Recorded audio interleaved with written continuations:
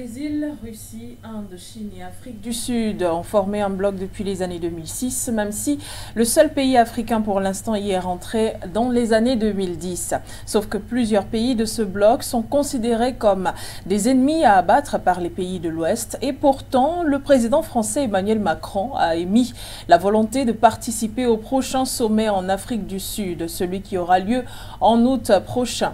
Une sortie qui n'a pas laissé indifférents les observateurs de la scène panafricaine. En effet, comment comprendre que Paris veuille se compter parmi les invités d'une réunion de pays qui militent et travaillent pour un monde multipolaire? Quelques interrogations que l'on mettra sur la table de cette émission, le point sur l'actualité de ce jour. Et pour en parler, nous sommes accompagnés de nos invités, notamment le président Bandakani. Il est homme politique. Bonsoir et bienvenue. Bonsoir Madame Bégoudé.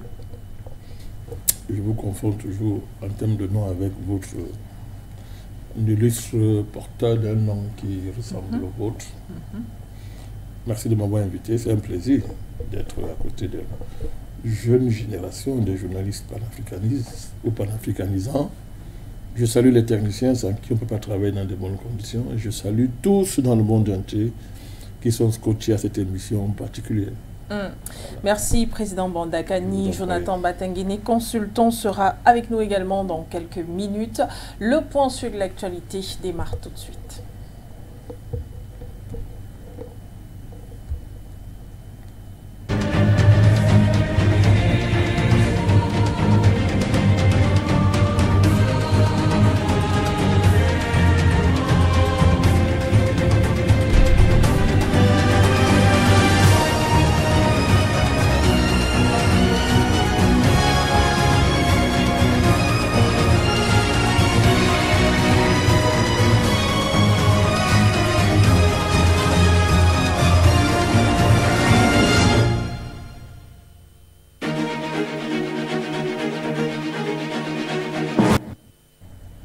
Bonsoir à tous et merci d'être avec nous sur nos différentes plateformes For You Media Africa. Merci de nous recevoir sur vos petits écrans ainsi que via la 96.3 FM For You Radio. Président Bandakani, merci d'être avec nous. Une sortie d'Emmanuel Macron qui certainement, je ne sais pas pourquoi, mais ne vous a pas surpris du tout. Oui, vous avez raison. Parce qu'au-delà de la fanfaronnade habituelle érigée en stratégie géopolitique par les dirigeants français, il y a les réalités. Il y a les réalités, il y a les tendances lourdes de la géopolitique mondiale telles qu'elles se sont déclinées depuis les 2 guerres mondiales. La France peut raconter ce qu'elle veut. Elle n'existe que parce qu'elle a un pied en Afrique et qu'elle a un précaré, entre guillemets. Et depuis un bon bout de temps, vous avez observé que la France s'est retrouvée, renversement de situation historique, dans une position où la stratégie politique et géopolitique a été remplacée par les pleurs, les larmes, le deuil. Elle victimise, elle pleurniche. Oh, les Russes ont fait ceci, Wagner a fait ceci. Ce sont des lamentations excessives. De là à ce que M. Macron s'invite au BRICS, le pas devait être franchi. Pour tous, c'est pas compliqué à comprendre. Le pas devait être franchi. Donc, cette réalité devait le rattraper, parce que les BRICS chassent, parlons comme ça, les BRICS chassent fondamentalement dans ce qui a été considéré pendant longtemps comme la chasse gardée de la France. Or, la France n'a pas d'autre chasse gardée. Elle ne peut pas avoir d'autre chasse gardée, d'autant plus que économiquement, elle n'a pas achevé, n'est-ce pas, sa révolution industrielle. Contrairement à ce que les gens pensent, la France, sur le plan économique, sur le plan de la révolution industrielle, est un pays très attardé. C'est pour ça que, contrairement aux autres puissances industrielles, elle est obligée de pratiquer les formes de pratiques économiques coloniales, avoir des chasses gardées qui sont basées sur l'extraction à l'état brut, une violence excessive sur le plan géopolitique et un mensonge pour couvrir les crimes. Alors que d'autres puissances industrielles sont sorties de l'esclavage à l'état brut pour innover dans l'esclavage modernisé, l'esclavage technologique, le soft power, vous voyez, monétaire, technologique, géopolitique. D'autres, on a la géoéconomie. Vous voyez, la géoéconomie, beaucoup de gens ne savent pas ça. La géoéconomie, ce sont des gains, non seulement de productivité, ce sont des que vous gagnez, que vous avez conquis, grâce à la technologie, qui vous permet, n'est-ce pas, d'avoir une capacité à donner des directions que vous voulez à l'économie. Je prends un exemple simple que vous comprenez. Vous voyez le pétrole de schiste des Américains. C'est une prouesse technologique qui modifie, qui a été appelée à modifier le marché pétrolier mondial. Vous prenez par exemple, quand vous avez ça, vous avez ce qu'on appelle un avantage géoéconomique qui permet de changer les règles d'économie. Mais un pays comme la France, qu'est-ce qu'elle fait? Elle est obligée de continuer dans ce qu'on appelle le Moyen-Âge monétaire, avec les pays africains. Elle est obligée de continuer à entretenir ce qu'on appelle la France-Afrique, c'est-à-dire un système criminel de corruption, de mensonges, de crimes absolus. Elle est obligée en même temps de dire, écoutez, vous êtes libre, mais d'organiser les sommets, où on voit très bien que des traîtres africains sont mobilisés pour faire de Macron le vrai président de l'Afrique, à qui on transmet les doléances africaines qu'il faut régler. Ouais, c'est anachronique. La puissance ne se gère plus à ce niveau-là. Donc, du coup, elle est rattrapée sérieusement dans ce qu'elle a considéré longtemps comme son précaré, sans lequel elle ne peut pas vivre. Elle n'a pas les moyens de faire face à la Russie. Elle est enfermée dans l'OTAN. Elle est obligée de courir derrière Washington. Elle est moins qu'un caniche. L'Angleterre est mieux. Je ne sais pas comment trouver. Peut-être Jonathan va trouver le mot qu'il faut pour montrer le type de rapport qu'il y a la France à l'OTAN. C'est une honte, ça dit que c'est plus que la vassalité, il faut trouver l'autre nom. Il faut trouver, même la femme de ménage, c'est pas comme ça. C'est-à-dire, en même temps, elle sait très bien que cette stratégie n'est pas son avantage parce que, les Américains ne le sauront aucun répit, les Américains recolonisent l'Europe. Même en Afrique, les Américains sont en train de chasser la France, puisqu'on vient de voir le camp en Centrafrique, où les Américains sont passés par derrière, se réconcilier avec le Centrafrique, au détriment de la France. Ça se passera partout comme ça. Donc, pris dans cet étau, mais il reste quoi? À avaler sa langue et faire ce qu'on a en train de voir, demander, n'est-ce pas, que pardon, tout le monde m'inviter au BRICS. C'est le seul moyen, je l'avais déjà dit, nous l'avons déjà dit dans des plateaux ailleurs, partout, pour dire que la France va tout faire, va laisser mettre à genoux devant la Russie pour dire pardon. Pardon, ne me chasse pas. Laisse-moi un peu, comme on dit au quartier. Eh bien, ça a commencé. Mais de manière un peu prosaïque, pour rire un peu, on voit très bien. Vous savez, M. Macron, c'est un expert dans la gesticulation. Il aime déplacer les sujets. Quand il est coincé ici, il saute, il va ici, après il saute, il va ici, tout ça est comme ça. Mais les tendances de fond de sa politique, on connaît. C'est une propriété privée de Rothschild, c'est un bien qui appartient au Rothschild. Et quand on dit Rothschild, on voit très bien l'Afrique, les monnaies, tout ça, les futurs marchés de la prétendue zone de libre-échange africaine, tout ça est comme ça.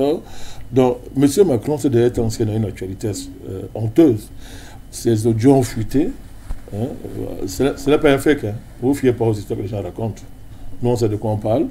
Fuité, où on le découvre dans un visage qu'il masque.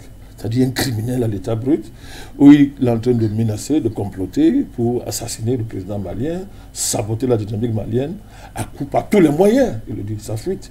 Mais dans sa stratégie habituelle, pour détourner l'attention des gens, il est aussi, c'est-à-dire, il peut faire d'une pierre deux coups, il crée un palais comme ça, un truc comme ça. Dès qu'on parle de ça, cet audio-là, et bien on commence à dire non, Macron s'est invité au BRICS, ça brûle les prises. Donc tout ça c'est un déclin, c'est pas un déclin, c'est une déchéance à tout point de vue de la part de la France, de l'État français, une déchéance extraordinaire. Mais il va rester complètement à enlever toute la culotte et se présenter nu au monde, ça n'entendra pas.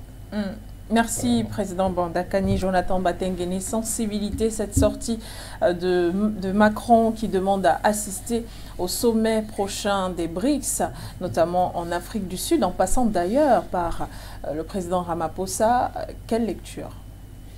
Déjà, d'abord, le président a très bien planté le décor. C'est une France qui est aux abois. Souvenez-vous, il y a quelques jours, il y a quelques mois, la France tenait encore un juteux contrat d'achat de sous-marins, de vente de sous-marins à l'Australie. Et comme ça, à un grain de cheveux, les États-Unis et les Britanniques ont arraché le contrat, proposant aux Australiens même des sous-marins nucléaires cette fois-là. C'est-à-dire dotant désormais l'Australie de la puissance nucléaire. Vous avez cet élément qui est symptomatique. Le président a parlé d'une France à la ramasse au sein de l'OTAN. C'est une France qui est devenue un boulet de canon pour l'OTAN, que l'OTAN traîne, avec beaucoup de honte d'ailleurs, parce que les États-Unis s'activent principalement à débouter les Français sur les territoires africains. Quand vous voyez, par exemple, le président a parlé de la réconciliation avec le Centrafrique, les États-Unis l'ont fait avec le Rwanda comme intermédiaire. Quand vous regardez au niveau du Sénégal, les États-Unis veulent le faire avec la Turquie. C'est la Turquie qui est le cheval de Troie. Même au Mali. Au Mali, vous avez au Mali de plus en plus les États-Unis qui lâchent du lest, se disent, bon, si les Maliens, c'est la volonté populaire, vaut mieux respecter. Ils ne sont plus dans les perspectives de soutien systématique à Paris. Donc vous avez Paris qui est isolé du point de vue de son axe géopolitique. Paris qui n'a plus les possibilités de se mouvoir comme avant. Ce qu'on appelait son espace d'influence, sa sphère d'influence, ça n'existe carrément plus. Donc ce Paris-là se dit comment exister. En fait, Macron sent que non seulement il est dépassé par les puissances qui étaient au même niveau que lui, mais en plus il est en train d'être doublé par les puissances qui hier semblaient ne pas compter. Parmi ces puissances, vous avez des pays comme l'Inde. Vous savez que l'Inde, le G7 prévoit de faire de l'Inde le géant, carrément le numéro 3 du G7 dans les années à venir. Ils disent à l'Inde, ils laissent miroiter à l'Inde, que l'Inde pourrait jouer un rôle majeur au sein de l'OTAN, au sein de leur alliance, du G7.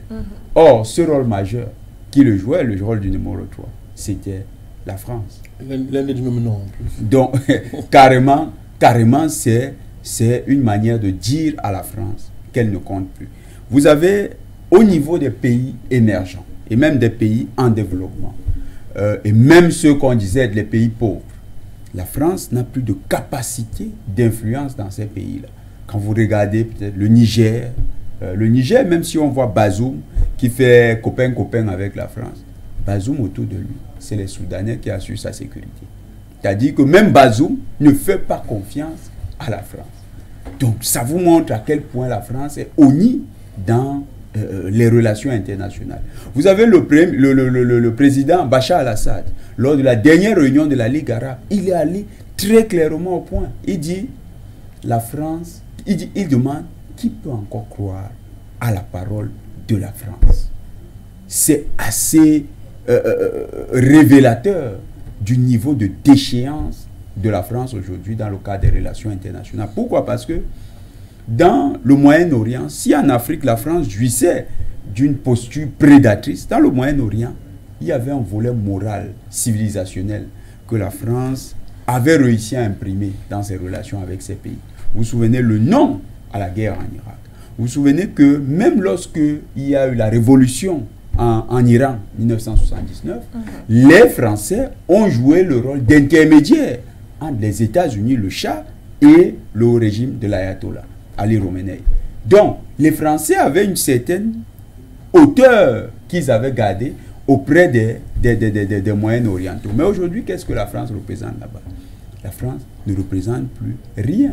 La France s'est laissée instrumentaliser par le Qatar dans le cadre de l'expansion de Daesh. La France a participé à l'expansion de Daesh et on a vu les effets boomerang avec les règlements de compte qui ont découlé sur les Charlie Hebdo, qui étaient en fait des règlements de compte entre les agents secrets français et les filières terroristes à l'étranger. Donc, vous avez cette France-là qui n'a plus la capacité stratégique même de maîtriser les territoires sur lesquels elle se mouvait. Cette France n'est plus respectée. Cette France est doublée à la fois au sein de son axe géopolitique et dans l'axe géopolitique opposé. Cette France, donc, se pose une question. Qu'allons-nous faire? Quelle est la solution? Il faut sauver les meubles. En fait, ce n'est pas Macron qui s'invite. C'est l'intelligentsia, ou du moins les think tanks français, qui présentent peut-être là, il y a une tentative d'émancipation vis-à-vis des États-Unis parce qu'ils se disent, nous avons tout perdu, qu'est-ce qu'il nous reste? Alors, comme on dit souvent, il veut s'accrocher à la queue même d'un serpent pour se sauver, pour sauver la case France. Parce que Macron, là, il nous montre clairement que la France est aux abois. Mais regardez un peu l'axe géopolitique des BRICS. Vous savez, on parle beaucoup des BRICS, mais les BRICS, c'est basé sur quoi? Les BRICS, c'est basé sur 3 principaux axes. Le premier axe, c'est casser le consensus de Washington de 1989. Bravo. Le consensus de Washington, c'était quoi? C'était Williamson. Et Williamson, économiste anglais, qui a défini les 9 points sur lesquels on devait désormais arrimer les économies du tiers-monde et les économies des pays non occidentaux. Et ces 9 points, par exemple, comportaient des éléments comme la privatisation du secteur productif, l'austérité budgétaire, c'est un peu ce que nous avons vécu en Afrique avec les politiques de compression dans les entreprises parapubliques, ensuite privatisation des entreprises parapubliques, et en plus la montée d'un secteur privé dans les secteurs, dans ces pays-là. Et ça a correspondu à ce qu'on a appelé le bradage du patrimoine économique des pays du tiers-monde ou bien des pays du Sud. Donc, ce consensus-là, qui se fait essentiellement au détriment des pays ex-colonies, les BRICS comptent prendre cela à rebours. C'est l'un des éléments d'abord. Le deuxième élément, c'est de renverser l'hégémonie états-unienne dans le monde. C'est un élément affiché depuis la fondation des BRICS. Donc, les BRICS sont opposés déjà à l'hégémonie états-unienne. Comme deuxième point. Et si vous regardez dans l'hégémonie états-unienne, elle est assurée par quoi? Le dollar. Elle est assurée. C'est le troisième point parce que les BRICS vont remettre en question, le troisième point sur le volet monétaire, remettre en question la militarisation, pas le dollar. Ils disent la militarisation du dollar. Oui. Alors, l'hégémonie états-unienne, ce n'est pas tant le dollar. L'hégémonie états-unienne, c'est tout ce système, y compris le dollar. C'est-à-dire que... Parce que le dollar soutient la militarisation. Soutient la militarisation. Le dollar s'appuie sur 2 piliers. Il y a le pilier pétrolier qui a été fixé en 1973 par Nixon. Nixon dit clairement que les piliers pétroliers, c'est l'Arabie Saoudite et l'Iran, parce que c'est les 2 plus grands producteurs du Moyen-Orient. Et il dit que les gendarmes du Moyen-Orient, c'est les Iraniens. Donc, le premier pilier du dollar, c'est le pétrole. Le deuxième pilier, c'est la puissance militaire états-unienne. Or, les États-Unis sont la puissance qui supporte les BRICS.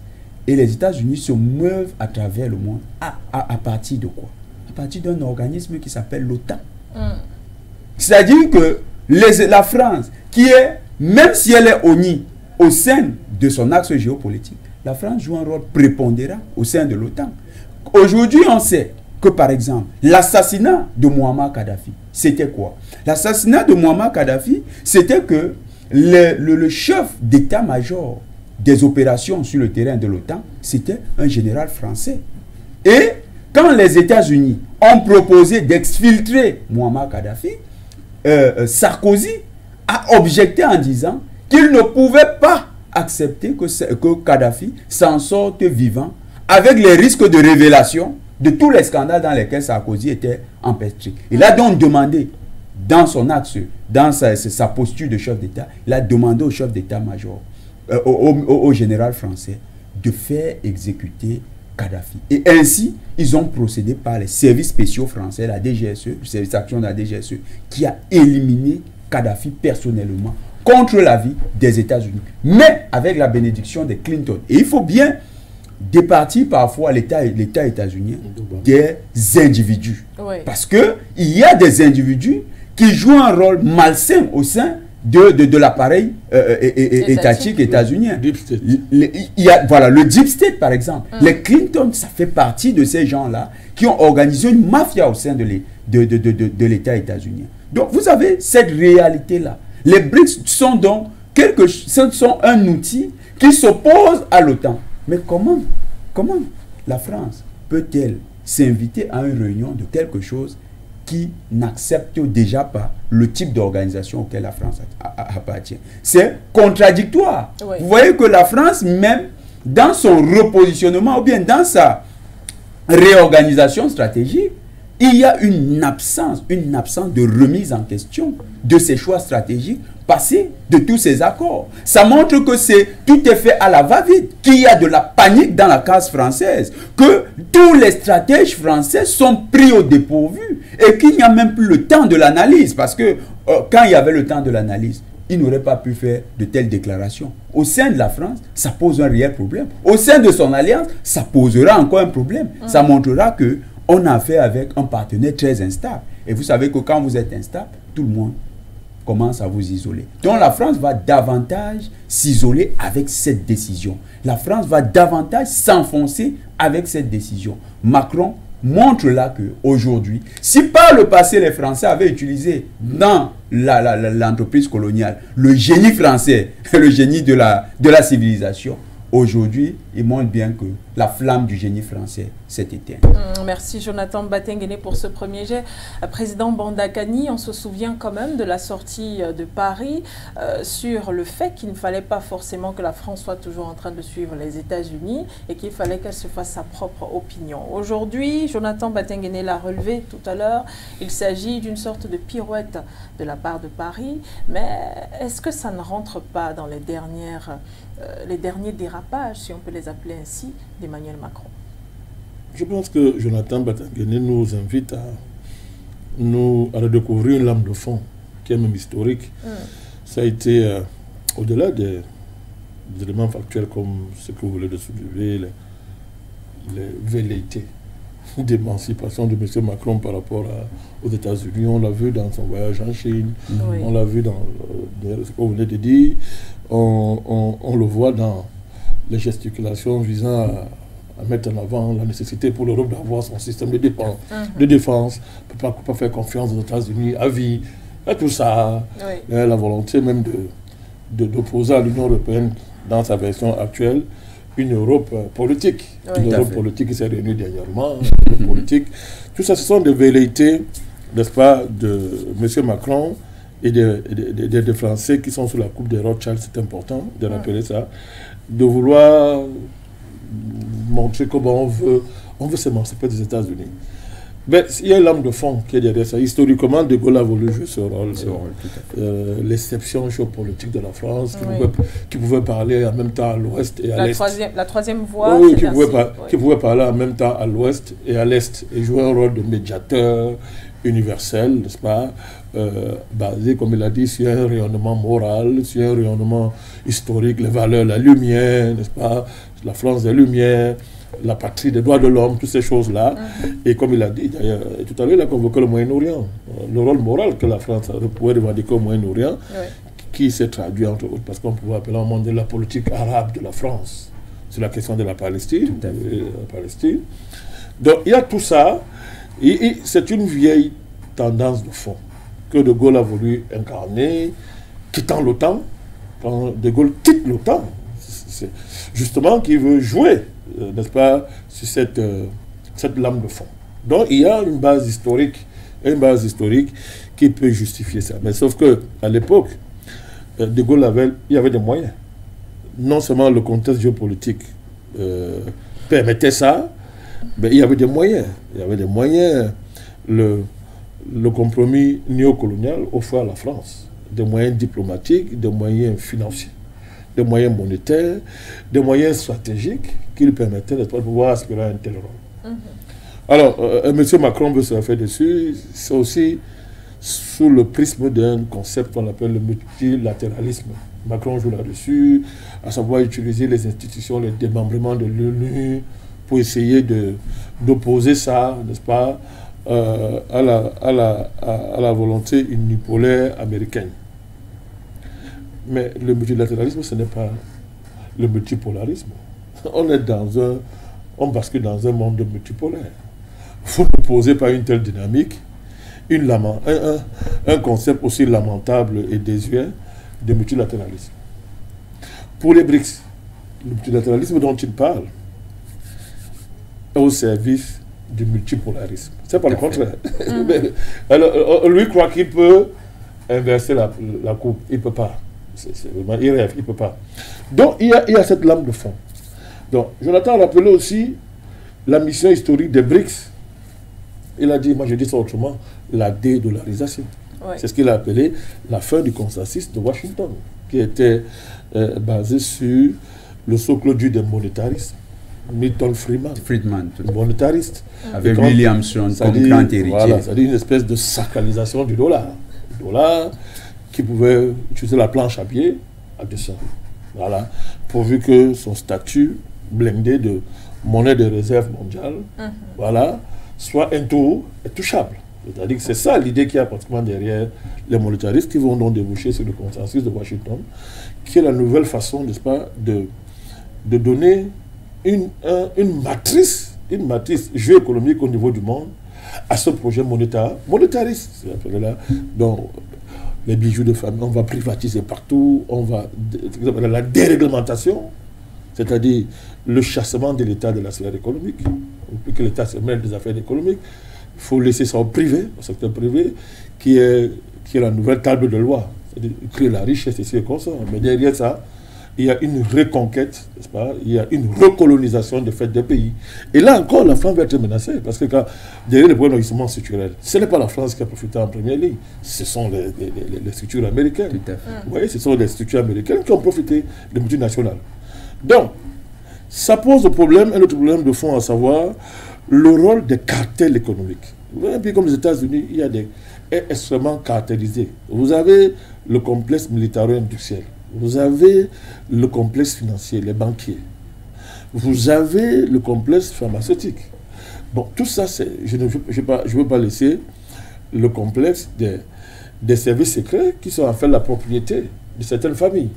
Je prends par exemple la CIA, la relation qu'il y a entre la CIA et la famille Rockefeller. Pour ne parler que ça. C'est un pays très compliqué. On appelle ça globalement l'État profond. Cet État profond, qui est assis, n'est-ce pas, sur les cartels que je viens de vous citer, a des capacités de projection géopolitique extraordinaires. Ils vont donc utiliser la puissance militaire américaine, qu'ils ont d'ailleurs contribué à construire, au service d'un projet hégémonique mondial. Mais historiquement, ce cartel-là va rencontrer l'autre segment de ce cartel qu'on appelle la London City, la City de Londres, qui est essentiellement basée sur le privilège que les banques britanniques, que la City a exercé sur le système financier international, depuis l'Empire anglais jusqu'à un certain niveau. Et au cœur de cette affaire, vous avez les Rothschild. Non, les Rothschild, qui s'opposent justement dans une guerre avec les Rockefeller. Il y a ça en dessous. Il faut bien comprendre que, et Macron s'écrit dans ça, Macron, il est le talon politique pour l'instant des Rothschild. Des Rothschild qui, entre autres, l'utilisent dans le cadre de la gestion de l'Afrique. Oui, donc tout ça explique cette gesticulation, cette situation, comme il dit, cette velléité d'émancipation. Mais attends, c'est pas évident. Il faudrait d'ailleurs, vous avez vu la réaction de la diplomatie russe. La Russie, pas le porte-parole russe des BRICS. Elle a été claire que...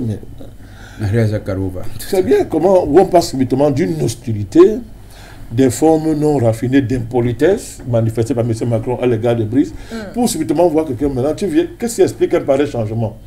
Tu es un cheval de Troie. Tout à fait. C'est le mot. Est-ce que tu es un cheval de Troie? Bon, on est là dans la diplomatie, mais quand vous enlevez le masque diplomatique, les choses sont claires. Il n'est pas question, par exemple, pour la Russie, de laisser M. Macron venir fanfaronner au sein des BRICS. Tant qu'il n'a pas clarifié la situation de vassalité de l'Europe et de la France à l'égard de l'OTAN, il n'est pas question que la Russie laisse M. Macron venir fanfaronner au sein des BRICS. Parce que derrière tout ça, il y a quoi en réalité? C'est le retour en Afrique. C'est l'Afrique. Il faut quand même que je revienne là pour essayer de voir ce que je peux sauver de mon ancien précaré. Et bien là, j'allais oublier, dans les velléités d'émancipation, on a vu la posture de Macron dans le conflit ukrainien.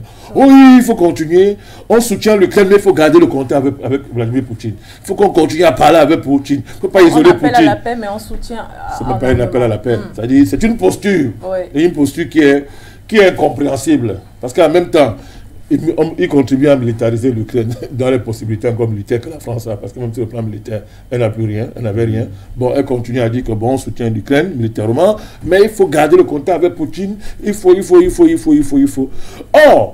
Or, Poutine a un problème sérieux, hein, M. Macron. Ça frise même un problème personnel. Je voudrais convoquer ici, il se souvient très bien, la longue table. Oui. Attention, ce n'est pas un non-événement, ce n'est pas du diplomatique, c'était un discours profond. Pour dire que toi, tu n'es pas fréquentable. Moi et toi, on n'a rien de commun. Je te tiens à distance. Parce que tu es un personnage négatif. Je ne veux pas que tes ondes me touchent. Sois loin. Mais quand Poutine avait notre chef d'État, il n'y a pas de longue table. Il n'y a pas de longue table. Hein. Ce n'est pas le fait du hasard. Je parle comme ça en termes d'image pour que les gens fassent un peu de pédagogie. Il n'y a pas de longue table. Ça veut dire que Poutine a un problème sérieux avec ce petit pays, n'est-ce pas, qui est un pays parasite, qui vit en suçant le sang et l'énergie du continent africain, qui s'assoit à la table des grands et ne respecte pas un super grand, pendant qu'on appelle la Russie. Je vais te corriger. Et il y a des éléments qui montrent que la correction est là. Au-delà simplement des relations stratégiques qu'il lie la Russie au Mali, au Centrafrique, vous connaissez comment Wagner empêche les Occidentaux de dormir. Oui. De dormir malgré toutes les entreprises militaires mercenaires qu'ils ont. Mais Wagner, une seule armée privée, les empêche de dormir, ils inventent tout, ils délient, ils racontent n'importe quoi. Au-delà de ça, tout à l'heure je vous ai parlé ici de quelque chose qui parlait à Nodin. Cet audio qui a fuité dans une réunion à l'Élysée où M. Macron vocifère dans sa vraie nature animale, sauvage, sur, n'est-ce pas, des plans pour assassiner le président malien et détruire la révolution malienne. La question est celle-ci. Je vais terminer par là. Nous savons, Madame Bégoudé, que les Européens, tous les dirigeants européens savent que Washington les espionne. C'est connu maintenant. Ils espionnent. Donc même dans leur chambre, quand ils sont dans les chaudes partout, on les espionne.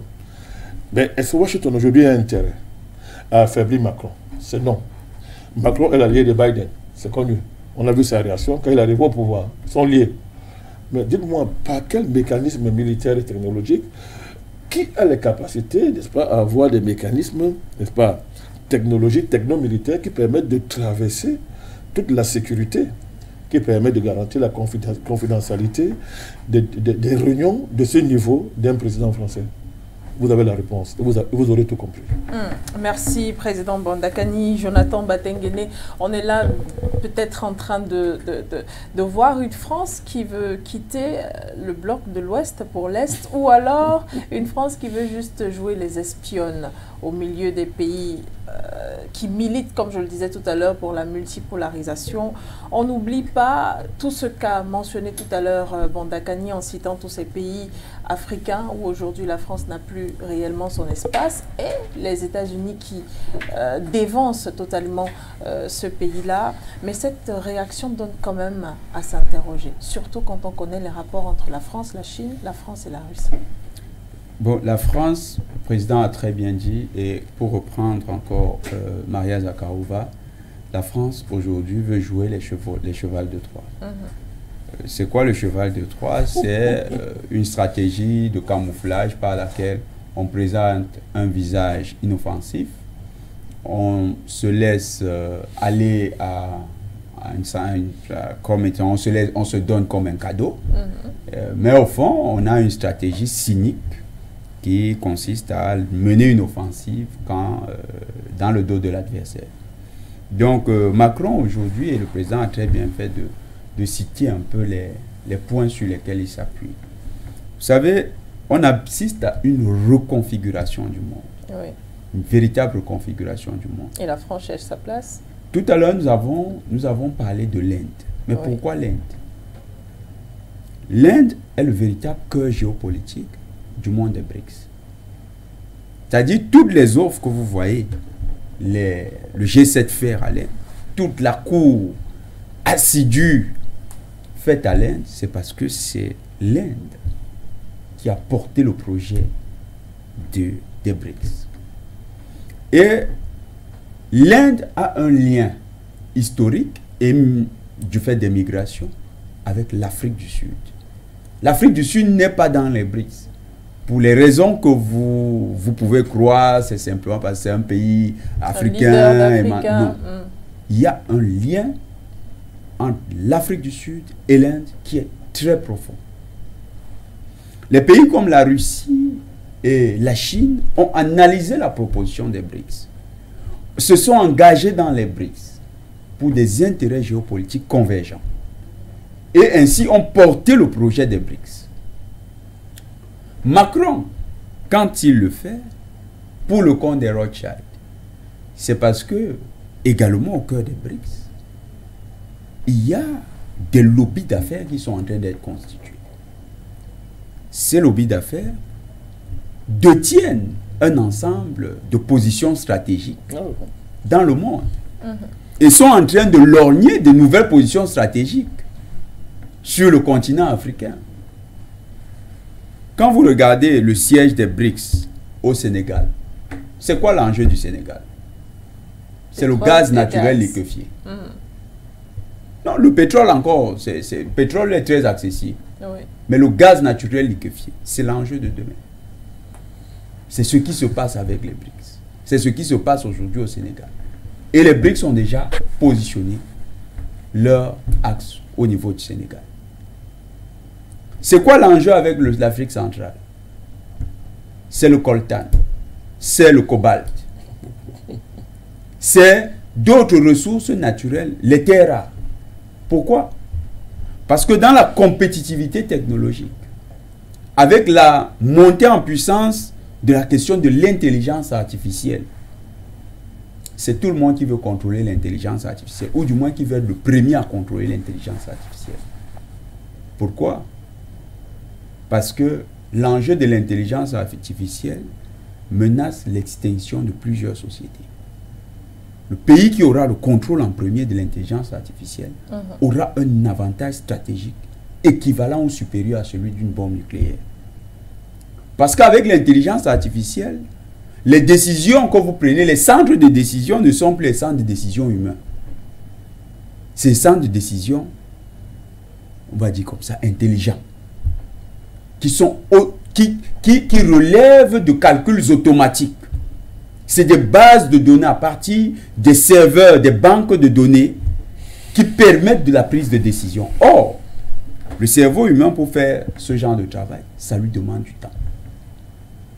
Et vous voyez donc que les Chinois, par exemple, qui mesurent très bien la question, ils sont très avancés. Et quand vous regardez les positionnements des Chinois sur l'Afrique, vous verrez que les Chinois, contrairement à ce qu'on pense, les Chinois n'ont pas la même stratégie que les États-Unis. Les Chinois, ils identifient un cœur stratégique à partir duquel ils peuvent développer leur capacité technologique, parce qu'ils savent que l'enjeu, c'est les technologies. Il faut savoir que Mao Tse-tung disait que le développement, c'est la maîtrise de la science. Oui. Pour Mao, ce n'était pas l'argent, c'est la maîtrise de la science. Donc, quand ils ont identifié des sources d'approvisionnement stratégique, quand on parle d'approvisionnement stratégique, ne voyez pas seulement le pétrole. Il y a le gaz naturel et il y a le gaz naturel liquéfié. Oui. Il y a le cobalt, il y a le coltan, il y a d'autres minerais stratégiques et les terres rares. Donc, lorsque la Chine identifie ces points, la Chine sécurise ces points immédiatement. C'est ce que fait la Chine. La Chine n'aura jamais 300 bases militaires à travers le monde. Parce qu'il n'y a pas 300 points stratégiques sur la Terre. La Chine aura des bases militaires là où elle estime que ses routes commerciales et ses routes d'approvisionnement sont menacées. C'est la stratégie chinoise. Donc, les BRICS qui sont en train de définir leur stratégie, et vous savez que l'Inde, du point de vue de la technologie, on en parle très peu. Mais l'Inde, c'est le leader mondial en matière de développement technologique. Regardez toutes les multinationales états-uniennes qui font dans les technologies. Les directeurs, c'est les Indiens. Nouvelle division du travail. 80% des ingénieurs là-bas, c'est les Indiens. Les développements de Apple qui ont été démobilisés de la Chine sont allés directement en Inde. Les évolutions stratégiques de Apple, c'était en Inde. pas en Chine. La Chine, c'est pour la partie technique, purement technique. Donc, il y a la course à ces ressources stratégiques. Et les grandes familles, le président a dit quelque chose. Ces grandes familles qui ont pris en main, qui se sont accaparées la puissance états-unienne, qui sont en train de démembrer l'Europe, veulent à tout prix être les premiers à cerner, à maîtriser l'intelligence artificielle. Et ces familles utilisent des pseudo-milliardaires dans la sphère occidentale. Par exemple, Bill Gates. C'est bien de préciser. Ce n'est qu'une fabrication. Elon Musk, ce n'est qu'une fabrication. Ça, c'est clair. Ils fabriquent des paravents, des parangons qu'ils utilisent dans Zuckerberg. Ils fabriquent des parangons qu'ils utilisent dans leur véritable stratégie. Le développement et l'intelligence artificielle, on connaît le projet derrière. Oui. Quand vous regardez le World Economic Forum, vous avez tout le projet derrière. La réduction de la population du monde à 500 millions d'habitants. Le développement d'armes biotechnologiques. Ces biotechnologies, c'est par exemple les maladies sur mesure. C'est ça le sens des laboratoires, des laboratoires militaires stratégiques des États-Unis. Et vous avez d'autres armes stratégiques qui sont en train de développer. Par exemple, on a découvert qu'ils ont même un navire qui peut vous faire les séismes, comme ils ont fait en Turquie. Projet HAP. Donc, ils ont beaucoup d'éléments. Et il se trouve même que, Président, on a découvert que même la neige, c'est-à-dire les périodes où l'hiver est hyper rude dans ces pays occidentaux, on s'est rendu compte qu'il y a des matières que lorsqu'on bombarde les nuages avec ces matières, la tombée de neige est beaucoup plus importante. Et on soupçonne donc que pendant les grandes périodes des hivers les plus rudes, actuellement, qui sont inexplicables du point de vue purement climatique, il y a l'utilisation de ces éléments. Et maintenant, pour accompagner tout ça, ils ont leur batterie d'ONG. Les gens qui disent qu'ils sont Greenpeace. Vous avez des ONG qui sont essentiellement chargés de matraquer l'esprit humain à la peur, en lui disant qu'il y a le risque climatique dans les jours à venir. Les mouvements écolos. Les mouvements écolos. Qui vous disent que à 12 milliards d'habitants sur la Terre, ce sera trop. Alors que des scientifiques sérieux vous disent que nous pouvons être 100 milliards sur la Terre et n'avoir aucun problème de nutrition, aucun problème d'approvisionnement en ressources naturelles. Vous avez donc ces gens qui sont dans leur plan. Et la bataille des BRICS, c'est essentiellement cette bataille stratégique. C'est-à-dire que qui va contrôler l'intelligence artificielle le premier?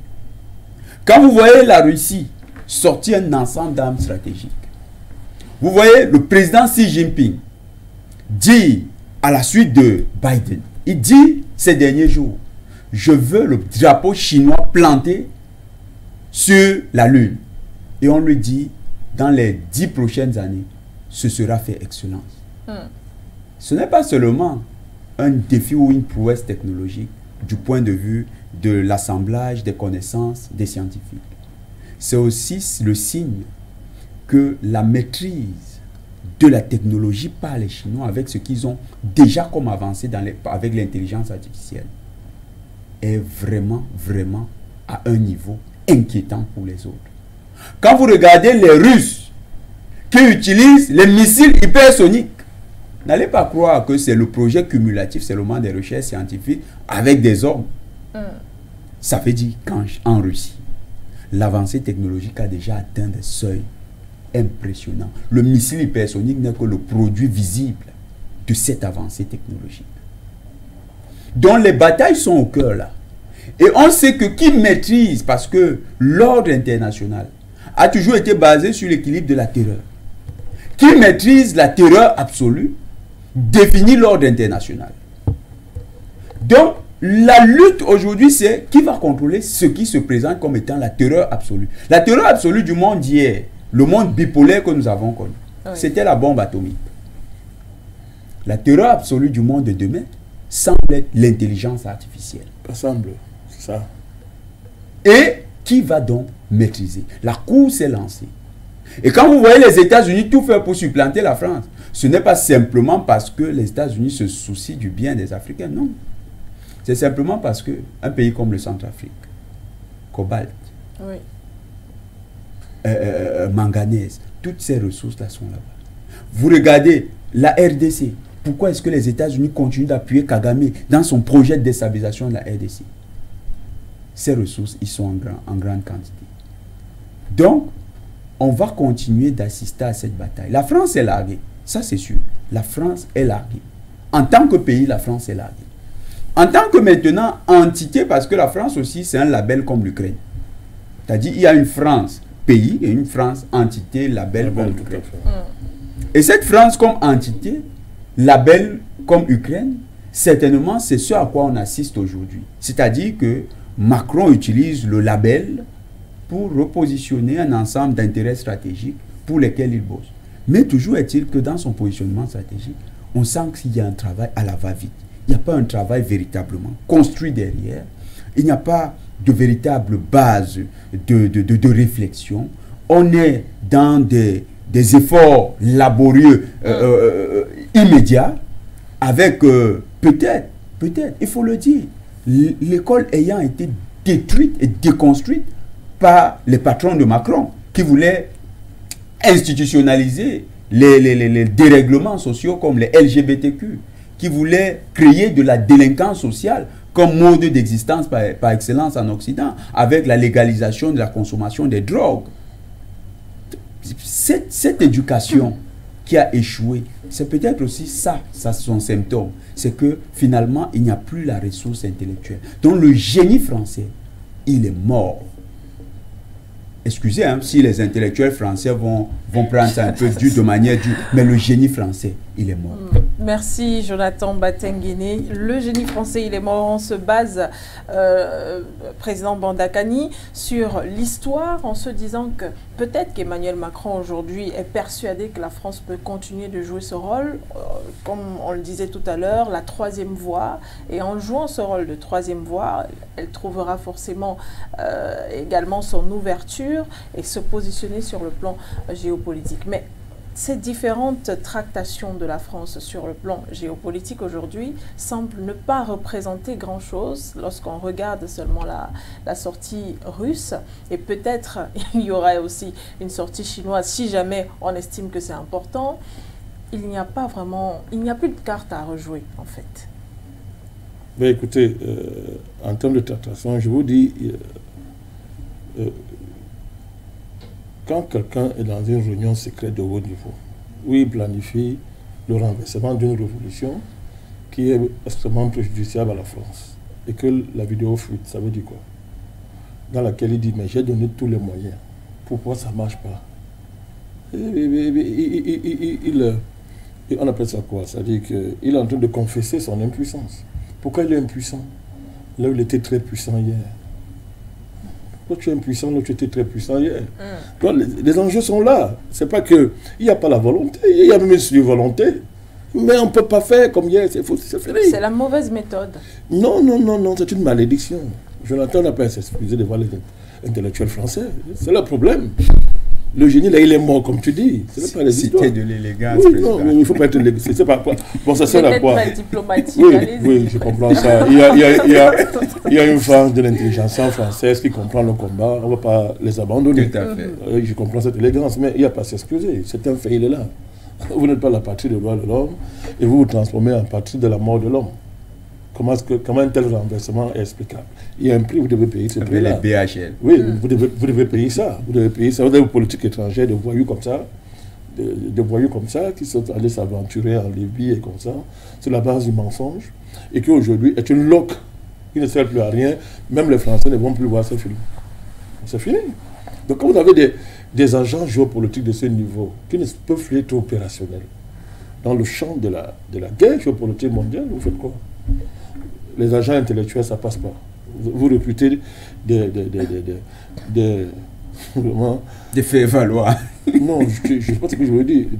Des gens comme Achille Mbembe qui n'ont pas à voir sur le continent. Vous en faites votre étalon pour faire la guerre intellectuelle. vous ramassez des artistes comme les Fally Ipupa et consorts, toute la francophonie, le ramasser de la francophonie, sur le plan du théâtre, sur le plan sportif, de football, tous ces gens que vous ramassez, vous voyez que, écoutez, ils ne sont pas opérationnels parce qu'on les connaît. Les panafricanistes ont dévancé ça il y a 10 ans. On les connaît. Vous voyez que, mais Macron, il a tout fait. Le dernier discours qu'il a tenu avant d'engager la dernière tournée, ça cachait un plan de guerre. C'est ce que va vous révéler le garde corps de Ali Darassa, qui a été arrêté en Centrafrique, qui vous dit que, voilà, les Français, on a reçu des ordres de tuer les Chinois. On a reçu ça. Il vous le dit carrément. Bon, quand vous êtes à ce niveau, vous n'êtes plus rien.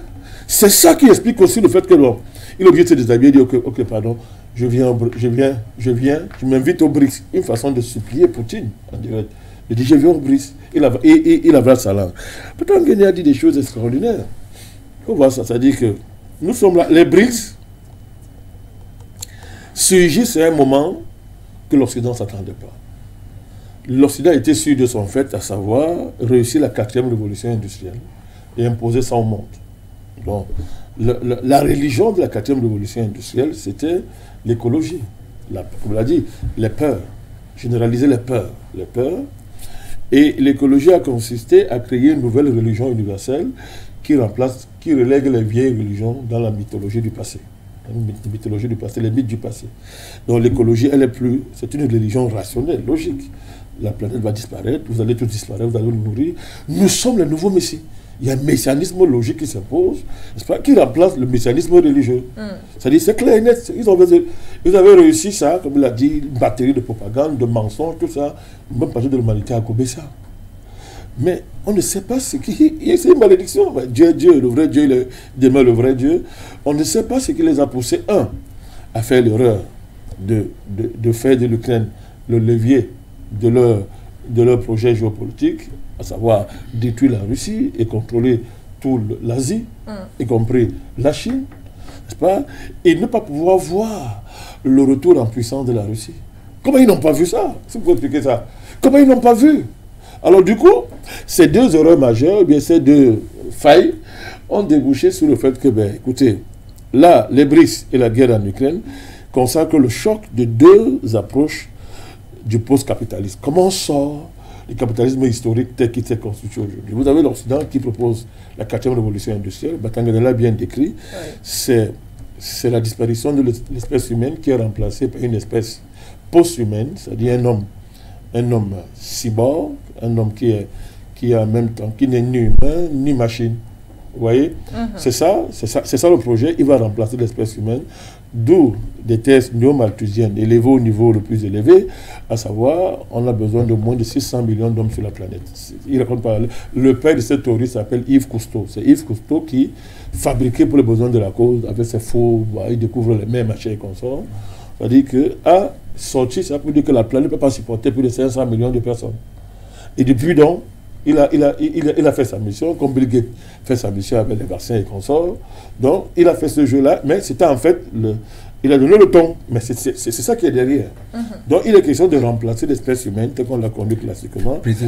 C'est pour appuyer. Et Cousteau va faire une découverte qui correspond un peu à ce qui se passe aujourd'hui. Il découvre que c'est dans le golfe de Guinée qu'il y a quelque chose de spécial. Clair. Et il y a quelque chose. Oui, il le dit. Il y a quelque chose que tu as abordé comme ça dans l'autre jour. Oui, c'est-à-dire que on parlera du golfe de Guinée un jour. Et sa dimension, je vois où tu vas, et sa dimension géopolitique, il faut ne pas peur le dire, et géospirituelle. Les deux marchent ensemble. Tout à fait. Ils sont inséparables. Et il a cette dimension-là. Tout ce jour-là, mais on en parlera un jour. Donc, et d'ailleurs, ce n'est pas pour rien que les Russes décident qu'en Centrafrique, il va y avoir une très grande base militaire russe. C'est pas le fait. Et qu'il y a une vocation sous-régionale. Ce n'est pas caché. Ils ne cachent pas. Pendant que les Américains aussi disent que le golfe de Guinée, c'est notre frontière, nouvelle frontière géomilitaire. Il n'y a pas de hasard pour dire l'enjeu du golfe de Guinée. Donc, vous avez donc la 4e révolution industrielle va vous dire on remplace la vieille espèce humaine. Je vais vous dire pourquoi. Le capitalisme, historiquement, c'est le contrôle de la force de travail humain. C'est ce que Karl Marx appelait ça l'esclavage salarié. C'est-à-dire que c'est la force de travail qui produit la richesse. C'est démontré, il n'y a pas de débat là-dessus. Le fanfaronnage, c'est le patron qui a la richesse, c'est pour les enfants, c'est pour les idiots. Alors, Pendant que le patron est dans ce procès historique avec le prolétaire, il est obligé de dégager un ensemble de moyens, de ressources qui permettent de garantir la reproduction de l'énergie du prolétaire. Ça peut être de la consommation, du pouvoir d'achat, pour acheter un ensemble de biens. Alors ça va dégager deux sections majeures de l'économie capitaliste, la section A et la section B. Ces deux sections. Le secteur de la consommation et le secteur des biens de production. Ces deux sections de l'économie sont les bases du système capitaliste tel qu'on l'a connu classiquement. Mais qu'est-ce qui arrive? À un moment donné, il y a un déséquilibre entre les deux sections. Oui. Le capital prend le pas sur le travail, et considère que la force de travail humaine n'est plus à la hauteur de ces nouveaux enjeux. D'où dans l'intelligence artificielle. On accélère sa mise en œuvre, qui va consister à remplacer la force de travail humain par la force de travail du robot, par l'intelligence artificielle. Mais Madame Begouda, à partir de ce moment-là, l'homme tel que moi et vous, on n'est plus utile. Mais on est trop nombreux. On est des milliards, on est très nombreux. On va envahir l'Empire. On est dans ses flancs. On fait comme les Babas hier, qui ont détruit l'Empire romain. Ça reste dans leur tête. Donc, d'où la nécessité, n'est-ce pas, comme il dit, d'accélérer la 4e révolution industrielle avec les armes météorologiques ou c'est pour le nucléaire, comme il a dit, qui est la frontière militaire. C'est la capacité de te frapper, de rendre la population de ton pays malade, de détruire tes côtes, de détruire les pluies naturelles, de détruire ton atmosphère. Ça s'est vu en Turquie. Le séisme qui est en Turquie, je n'ai pas peur de le dire, n'avait rien de naturel. Pour corriger Erdogan, et qui a cédé, il a cédé, j'ai oublié, il a cédé. Il a refusé de le dire. Mais il a cédé. On vient de commencer en Afrique du Sud, vous voyez, le séisme arrive, parce qu'on veut corriger la Mafosa. Je suis dit que, écoute, voilà le prix qu'on est prêt à te faire payer, si tu continues à t'entêter dans ton mariage avec les BRICS. Donc, ces armes-là de type spécial, particulier, modifient le paysage de la guerre du futur. L'enjeu se joue là. Et les BRICS débarquent avec, c'est une alliance de pays émergents économiquement, mais d'une puissance militaire, d'une surpuissance militaire extraordinaire qu'on appelle la Russie, qui va très loin sur le plan militaire, c'est-à-dire la projection militaire russe. Ça va vous surprendre que je le dise, c'est parce qu'ils sont alliés aujourd'hui. La projection militaire russe prévoit même être en mesure de défendre la Russie, y compris si la Chine n'est pas pour la Russie. Il faut voir à quel niveau c'est lancé. Donc l'alliance... C'est chacun qui protège ses intérêts. Oui, une alliance économique qui vise à dédollariser l'économie mondiale, mais qui est soutenue en arrière-plan par une puissance militaire bientôt inégalée dans l'histoire de l'humanité, ben c'est la fin de l'Occident. C'est là où nous sommes. Et Macron, il est perdu dans ça. C'est un déplacement de plaque tectonique de la géopolitique mondiale que Macron n'a pas prévu. Il ne laisse seulement pas aller se mettre à genoux devant les BRICS, n'est-ce pas, pour dire que voilà, je m'invite à essayer de voir. Il jette un pavé dans la mare pour, comment on dit ça? Il ne reste que ça. À nous, les Africains, de bien lire ces mouvements tectoniques de la géopolitique mondiale. Mais quand je dis nous, les Africains, ce n'est pas l'intelligentsia que vous connaissez. Elle n'en a pas les moyens ni les capacités. C'est-à-dire que j'ai les Africains, c'est ceux qui ont épousé les enjeux de l'histoire et qui se sont jetés dans la bataille, n'est-ce pas, des changements géopolitiques, des changements de mentalité en Afrique, dans le sens d'une véritable émancipation et d'un repositionnement du continent dans sa mission historique, n'est-ce pas, et même cosmique, qui est d'être le garant de l'espèce humaine. Merci, Président Bandakani. Jonathan, peut-être avant que vous ne placiez un mot, on a un appel de Dédé. Bonsoir et bienvenue. Oui, bonsoir Madame Begoudé et bonsoir à vos invités. Madame Begoudé, pour le sujet que vous avez posé, on ne saura bien y répondre si on ne fait pas l'historique de l'action de la France. Pour moi, je suis convaincu que la France a une stratégie. Et d'ailleurs, il y a beaucoup de panélistes qui viennent souvent sur vos chaînes dire qu'il faut que nos pays aient des think tanks. Les Français ont beaucoup de think tanks. Donc quand vous voyez la démarche de M. Macron, c'est le fruit d'une réflexion intense. Mais comme je le disais, nous ne comprendrons pas si nous ne faisons pas l'historique. Depuis les indépendances, la France n'a qu'une seule stratégie: vivre sous son précaré. donc nous maintenir en esclavage. Et pour ça, la première chose qu'elle avait fait, c'était de tuer tous nos indépendantistes. Elle a mis au pouvoir des marionnettes. Et progressivement, la France a eu tous les avantages que vous connaissez à l'ONU, sur le plan international, tous les pouvoirs de décision, y compris nos signatures à l'ONU. Et puis, les choses ont évolué. La France s'est sentie un peu bousculée jusqu'au jour où M. Sarkozy a compris que il était obligé d'entrer dans l'OTAN, toujours pour les mêmes raisons, pour maintenir comment dire, les pays africains dans leur précarité. Donc, il s'est obligé de s'aligner derrière les États-Unis. Et pendant au moins 3 décennies, les Américains ont couvert la France dans cette cavalcade. Et ce n'est pas tout. Sur le plan économique, Mme Bégoudé, il faut bien écouter cette escroquerie. Il s'est passé quelque chose en Afrique, ce fameux sentiment, comment ils appellent ça, anti-français. Mais ça ne date pas d'aujourd'hui, ça date depuis les assassinats de Oumniobé. Mais la France a su ménager cela en trouvant des alliés. Donc vous verrez dans tous les pays francophones, plein d'entreprises, on vous dit, sont des entreprises sud-africaines, sont des entreprises américaines, anglaises et tout, c'est faux. Ce sont des Français qui sont allés dans ces pays créer des sociétés qui sont venus avaler toutes les sociétés qui nous appartenaient. Ici au Cameroun, on nous dit que MTN est sud-africain. Je vous assure, allez gratter, vous allez voir que c'est une entreprise française. Donc c'est une escroquerie qui a permis à la France de toujours avoir sa main mise sur nos pays. Dernière démarche de la France, c'est celle-là qui va vous permettre de comprendre pourquoi elle est en train d'entrer aujourd'hui, chercher à entrer dans le BRICS. C'est toujours cette attitude permanente de regarder ce qui se passe autour d'elle avec la même stratégie, maintenir son précaré. La CEDEAO a décidé de créer sa monnaie, mais qu'est-ce que les Français ont fait? Ils se sont dit, mais créer cette monnaie veut dire que notre précaré va nous échapper. Ils ont plongé là-dedans. À partir du moment où les Ghanéens et les Nigérians les ont laissés entrer, c'était fini pour cette monnaie. Alors nous sommes passés, c'est pour ça que je vous dis aujourd'hui, la réaction de la France par rapport aux BRICS, et notez-le très bien, c'est le seul pays de l'OTAN qui a pris cette démarche de vouloir entrer dans les BRICS. Ce n'est pas un phénomène de hasard, sa stratégie est la même. Elle veut maintenir le franc CFA. Mais alors là, comment elle va le faire? Elle arrive avec, elle danse sur 3 pieds. Premièrement, elle va dire aux Américains, comme vous ne me protégez plus par rapport au franc CFA qui est en train de partir à gauche, à droite, etc., je vais faire pression sur les Américains en allant voir les BRICS. Deuxième point, ça peut être ce qu'a dit M. Batengene, ça peut être un cheval de Troie. C'est-à-dire, vous avez beaucoup de gens qui se bousculent pour entrer chez les BRICS, mais la réalité, on sait que il y aura que quelques pays qui seront vraiment importants pour cette démarche. Et en troisième lieu, la France, si elle entre dans les BRICS, elle n'aura qu'une seule idée, maintenir le franc CFA. Voilà ce que je souhaitais dire, Mme Bégoudé. Bonne soirée à vous. Merci à vous, Monsieur Dédé. Vous étiez en ligne avec nous. Eh bien, en attendant de recevoir quelqu'un d'autre, Jonathan Batengene, vous vouliez tout à l'heure ajouter quelque chose.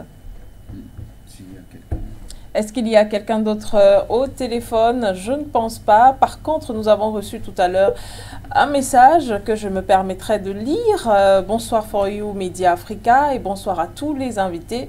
Madame, nous sommes en guerre avec ces comploteurs et nous dénonçons avec la plus grande énergie la présence d'Emmanuel Macron à ce sommet qui est le contrepoids de l'Occident. Comment va-t-il se présenter vis-à-vis des messieurs Poutine? Et si autant qu'ils sont considérés comme des ennemis à abattre par leurs pairs occidentaux. Cela dénote de l'immaturité de ce président et son incapacité de lecture de la géostratégie et la politique mondiale. Il est prudent que les BRICS déclinent cette auto-invitation de M. Macron. C'est par là que nous disons qu'ils jouent à l'espionnage, quand bien même ils ont pris le soin de chasser Poutine du G7 sans vergogne. Et lui, il veut se donner le droit de participer au sommet des BRICS. Une situation tout de même assez, Jonathan Batengene, assez contradictoire lorsqu'on sait justement que la Russie n'a jamais été invitée au sein du G7. C'est pareil avec la Chine et aujourd'hui la France, pendant que plusieurs pays démontre vouloir adhérer, les BRICS, veut s'incruster au sommet et voir comment ça se passe et peut-être même apporter ses idées, un bis repetita comme avec les sommets de la CEDEAO. Peut-être que la France mesure le sommet des BRICS un peu comme ces sommets africains. Déjà, il y a ce manque de respect. Parce que vous n'êtes pas invité, mais vous voulez vous inviter. Mais il a l'habitude de le faire.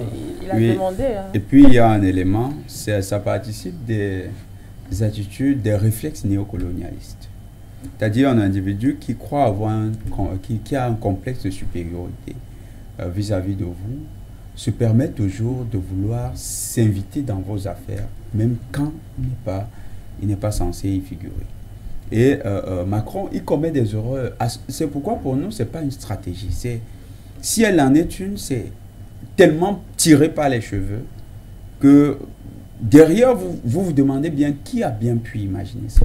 Ceux qui l'ont fait, soit ils sont tellement maladroits, soit ils sont tellement nonchalants, soit ils n'ont aucune consistance sur le plan. Et vous avez vu que le président Ramaphosa lui a adressé un salut poli. Et jusqu'à présent, l'Afrique du Sud n'a pas fait de communiqué.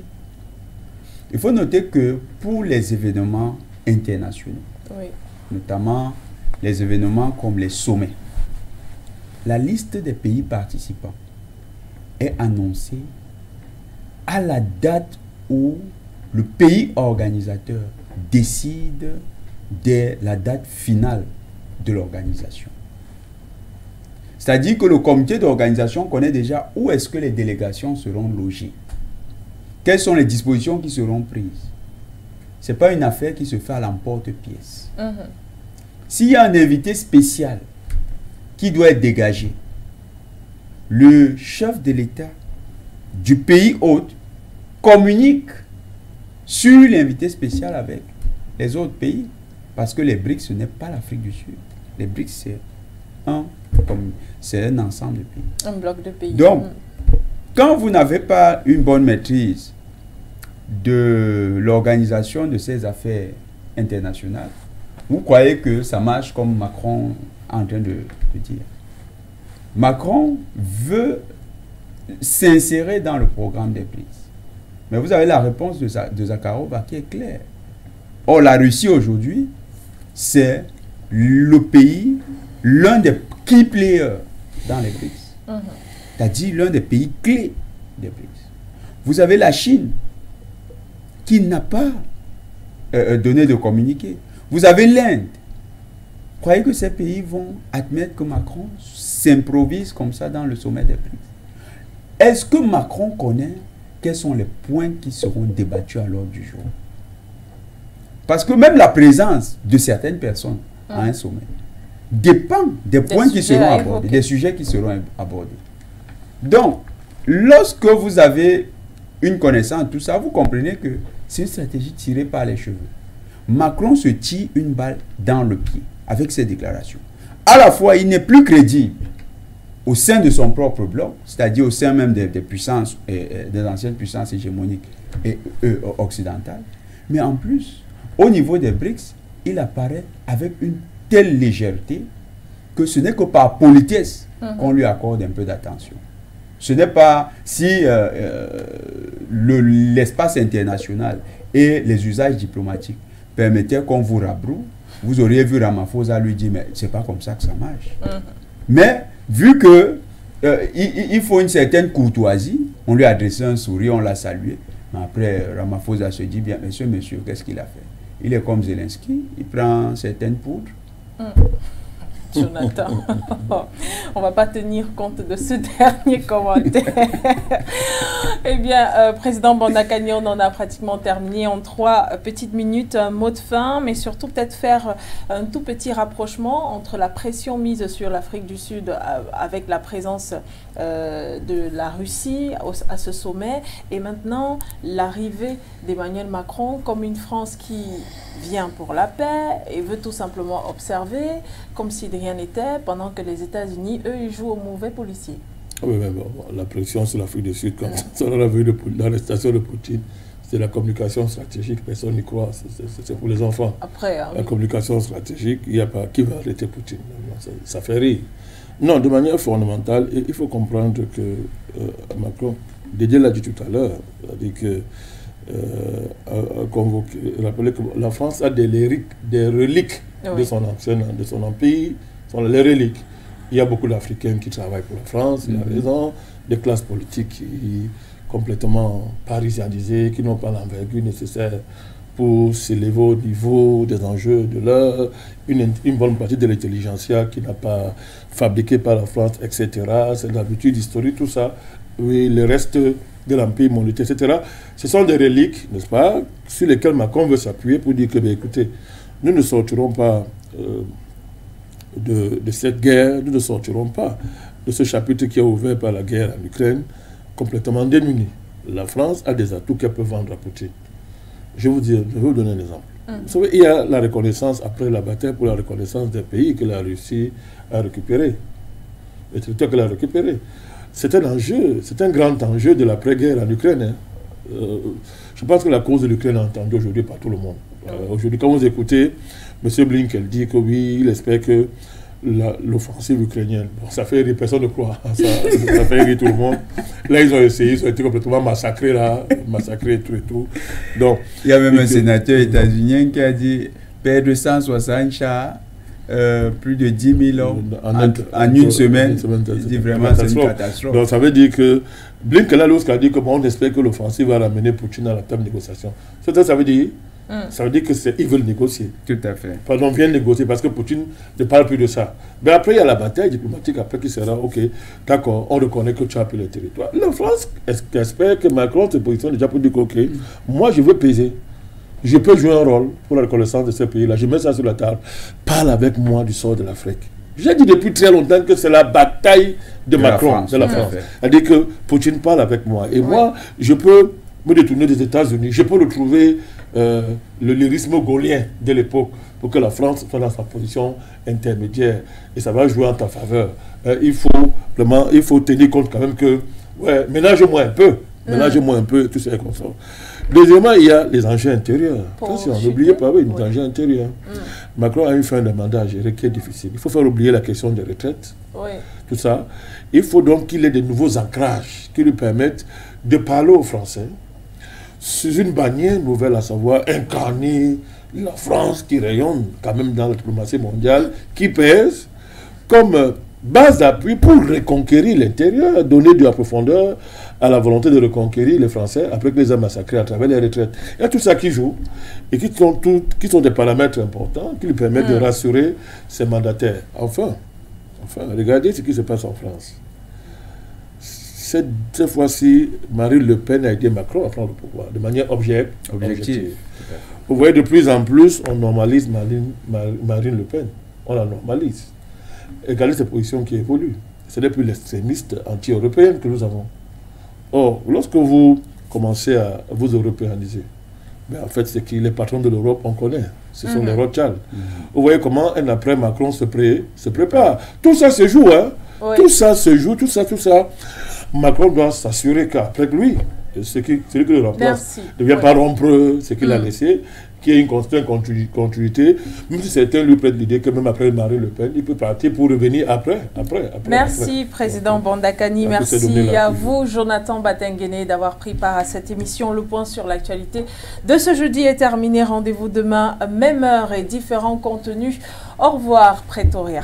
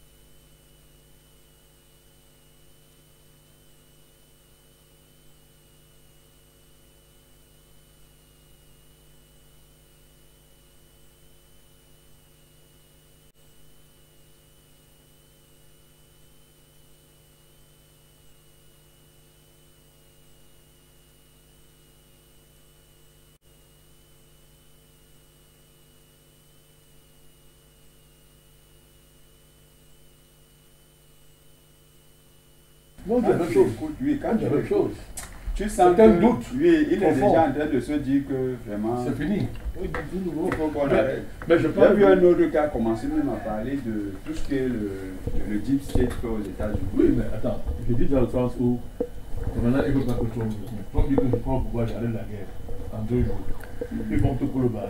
Mais je veux savoir, est-ce que bon, ils ont le moyen de l'empêcher à travers leur condamnation.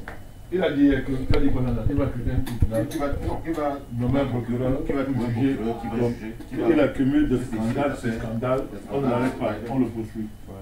Et plus on l'abaisse, plus il est populaire. Tous les sondages du monde, il casse le monde. Mais président, comment ça Oui. va? Oui. Non, ils vont le condamner, mais il sera candidat. Mais il a dit non. Il sera candidat et il de son peut se produire. Quelqu'un qui est si condamné, quand il est pas il n'y a pas de candidat, il est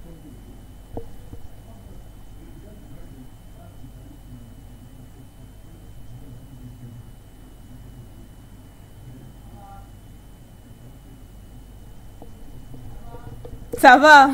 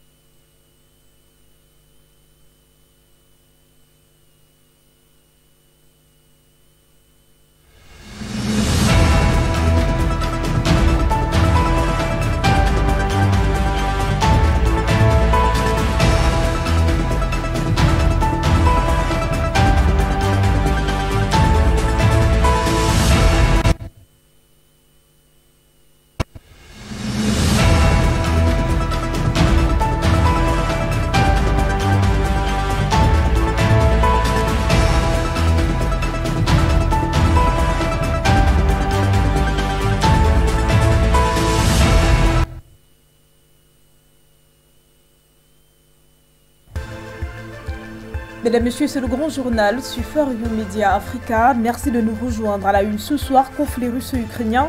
La mission de paix africaine en route pour Kiev et Moscou. Annoncé 7 au départ, ils ne seront finalement plus que 4 dirigeants à proposer un plan de paix pour la résolution du conflit russo-ukrainien.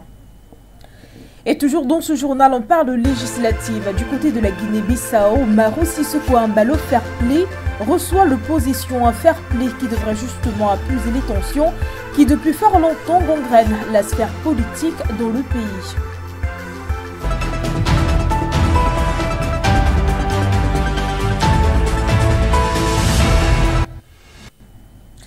Mesdames, Messieurs, merci d'honorer à ce second rendez-vous d'information sur Média Africa, votre média panafricain. Et bien sûr, c'est le grand journal. Nous vous l'annoncions en titre et justement, nous débutons par la conflit russo-ukrainien. Comme annoncé par la Fondation Brazzaville à l'origine de cette médiation africaine, la mission de paix africaine se rend donc le vendredi 16 juin 2023 en Ukraine pour rencontrer le président Volodymyr Zelensky avant bien sûr de déposer ses valises à Saint-Pétersbourg pour la Russie le 17 juin 2023. Annoncé 7 au départ, ils ne seront finalement plus que 4 dirigeants à proposer un plan de paix pour la résolution du conflit russo-ukrainien. Les détails de ce déplacement sont contenus dans ce reportage que nous propose Nguéné. C'est depuis la Pologne, le point de ralliement, que la délégation conduite par le président en exercice de l'Union africaine, Azali Assoumani, met le cap sur Kiev pour rencontrer le président Volodymyr Zelensky.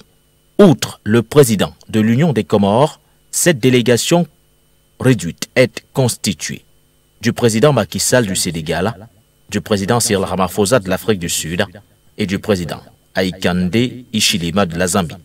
Au total, ils sont finalement 4 chefs d'État sur 7 qui sont annoncés pour cette mission de paix africaine, à la fois à Kiev en Ukraine et à Moscou en Russie. La délégation africaine, bien que privée, des présidents égyptiens Abdel Fattah al-Sisi représentés, ougandais Yoweri Museveni absent pour cause de maladie et de Denis Sassou Nguesso, pour des raisons de sécurité, entretient en espoir celui de se faire entendre pour mettre fin à ce conflit. Annoncé dans un premier temps en Ukraine, ce 16 juin, la délégation conduite par Azali Assoumani doit se rendre à Boutcha, où des entretiens bilatéraux sont prévus avant une cérémonie officielle avec le chef de l'État ukrainien Volodymyr Zelensky, suivie d'une conférence de presse commune. Le 17 juin, c'est au tour de Saint-Pétersbourg d'ouvrir ses portes à la mission de paix africaine, qui prévoit également d'échanger avec le président russe Vladimir Poutine. Mesdames, Messieurs, bien, nous parlons d'autre chose à présent, plus précisément du référendum constitutionnel du côté de la République centrafricaine. Plus question de faire marche arrière. La République centrafricaine est décidément résolue à prendre son destin en main alors que le référendum constitutionnel est justement prévu le 30 juillet prochain. Le oui semble bien gagner les cœurs des peuples centrafricains. Dans ce reportage que nous propose Sike Doumbé, avec elle nous prenons plus de précision. Les compteurs pourraient être remis à zéro d'ici peu en République centrafricaine. Le président Faustin Archange Touadéra a annoncé la convocation d'un référendum constitutionnel le 30 juillet prochain qui devrait apporter un nouveau souffle dans le pays. Évariste Ngamana, c'est l'homme sur qui repose la réussite de cette campagne référendaire. En effet, le numéro 1 centrafricain a désigné le premier vice-président de l'Assemblée nationale et président du Parlement de la CEMAC, l'honorable Ngamana, à la tête de cette opération. Un choix qui n'est pas anodin au regard des acquis de ce dernier, présenté comme l'homme de la situation. Celui-là dont l'engagement n'est plus à démontrer. Nul n'ignore qu'il ne lésine pas sur les moyens pour accompagner le président centrafricain dans son engagement pour la cause de son peuple. Conformément aux attentes du chef de l'État centrafricain, toutes les sensibilités politiques devraient être représentées. Malgré les attaques extérieures et la manipulation interne ça et là, le oui semble largement majoritaire au sein de l'opinion publique centrafricaine. Conscient des efforts que fournit le président Touadéra afin de garantir un avenir meilleur pour son peuple, les Centrafricains sont vent debout pour réécrire une nouvelle page de leur histoire, une constitution qui leur est sienne, une constitution garante de leurs valeurs et de leurs droits.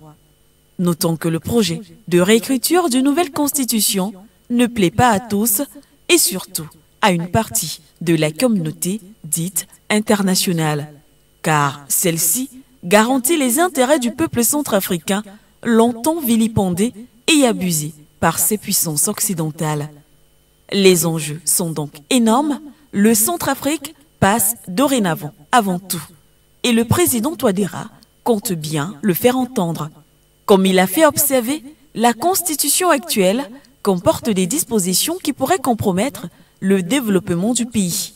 Il précise d'ailleurs que le texte de loi actuel n'affirme pas clairement la souveraineté de l'État, ni l'indépendance nationale, ni le droit à l'autodétermination du peuple. Notons que la nouvelle constitution devrait entraîner une réforme profonde de l'État et permettre à cette jeune démocratie d'être plus dynamique en améliorant le fonctionnement régulier des institutions tout en mettant l'accent sur la transparence et la redevabilité. Du Centrafrique en République démocratique du Congo, la 18e édition de la semaine minière s'est finalement ouverte le 14 juin 2023 du côté de Lubumbashi dans le Haut-Katanga. Cette manifestation annuelle qui rassemble les opérateurs économiques du secteur minier ainsi que les entreprises qui offrent donc les services miniers réunit pour cette année 120 exposants et 5000 visiteurs. Plus de détails sur les contours de cette rencontre dans ce reportage que nous propose Nguéné.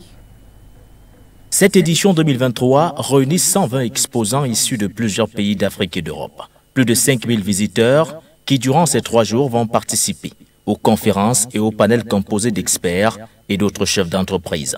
Cette manifestation annuelle, qui a démarré ce 14 juin, rassemble les opérateurs économiques du secteur minier ainsi que les entreprises qui offrent les services aux miniers pour nouer des relations d'affaires et échanger les expériences. Occasion pour les opérateurs économiques du secteur minier et d'autres composantes de profiter de cet espace pour échanger les expériences et nouer des partenariats avec d'autres opérateurs miniers dans le but de voir fleurir leurs affaires.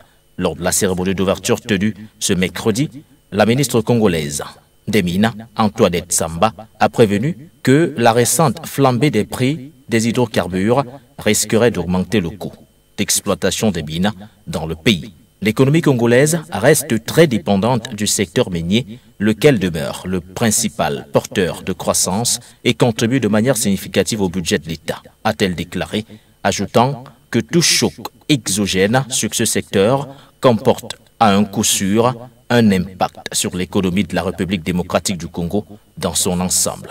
Côté innovation, les organisateurs peuvent se targuer d'avoir réussi à intéresser les entreprises chinoises qui constituent plus de 70% des exploitants miniers en République démocratique du Congo. La présence chinoise a été facilitée notamment par la convention entre le groupe des entreprises chinoises et l'État congolais à travers la Générale des carrières et des mines depuis 2008.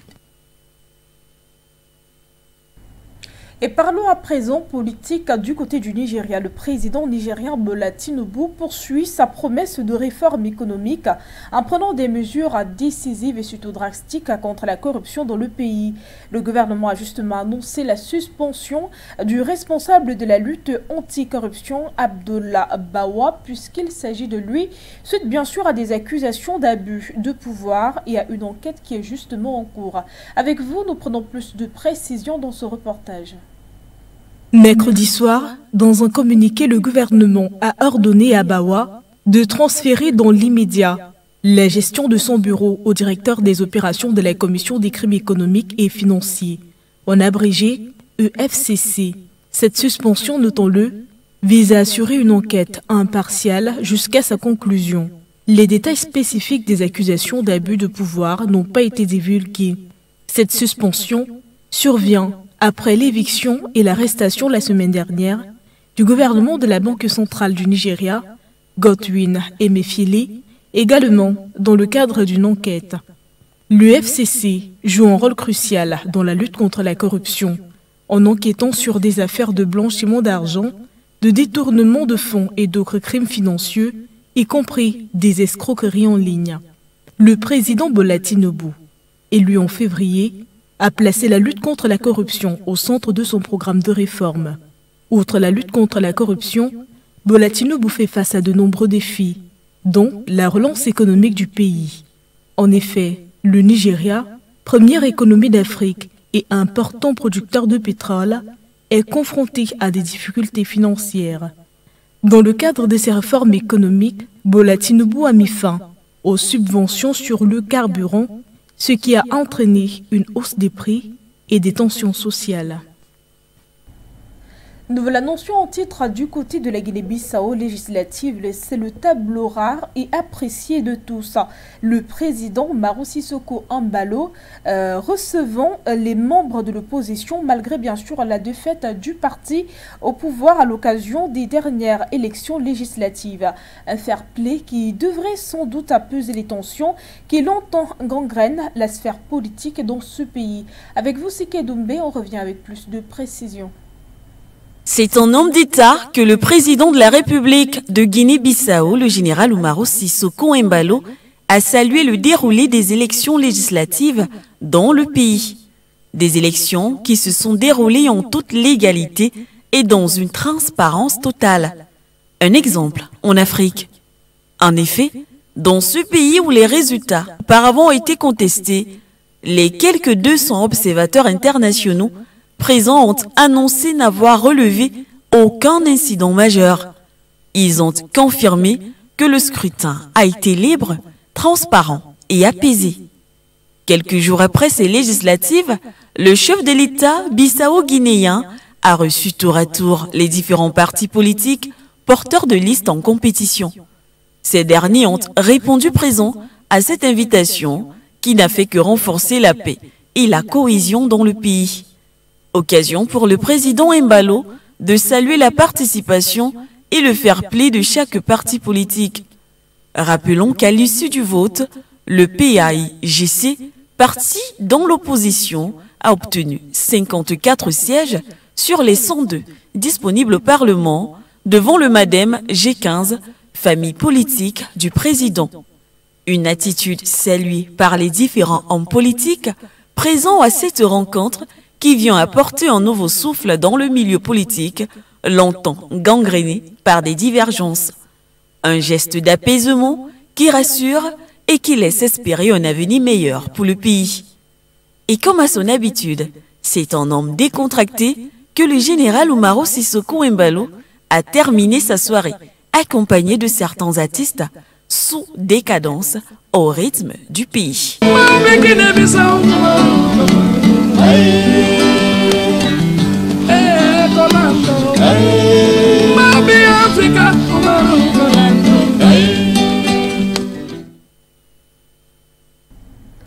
Présent au sommet sur le monde du travail, où prennent justement part d'autres chefs d'État africains, eh bien, le président Faustin Archange Touadéra a profité pour accorder des audiences bilatérales, également multilatérales. C'est justement ce que vous nous dites, Mounoé, dans ce reportage. Présent à Genève pour le sommet sur le monde du travail, le chef de l'État centrafricain a reçu plusieurs personnalités politiques. C'est au siège de l'Organisation internationale du travail que le professeur Faustin Archange Touadéra a accordé des audiences. Il s'agit entre autres du directeur général du Bureau international du travail, M. Gilbert Ombon, avec qui ils ont échangé sur le renforcement des liens de coopération entre la République centrafricaine et le BIT afin de solliciter son appui technique dans le domaine de la formation professionnelle des jeunes et des femmes. Une audience a ensuite été accordée au commissaire des réfugiés, M. Philippio Grandi. Le tête-à-tête entre les deux hommes portait sur la situation des déplacés soudanais dans le nord-est du pays. L'homme de Bangui a souligné la nécessité d'une action d'urgence afin d'éviter une crise humanitaire. Une nécessité qui a été soulignée lors des échanges avec la directrice de l'Organisation internationale des migrations, Mme Annie Pop, nouvellement élue. Lors du tête-à-tête accordé au ministre du Travail du Qatar, il a été question de s'entretenir sur le renforcement des liens de coopération entre les deux pays dans le domaine de la formation scientifique et technique des jeunes et l'emploi des chômeurs qualifiés en Centrafrique.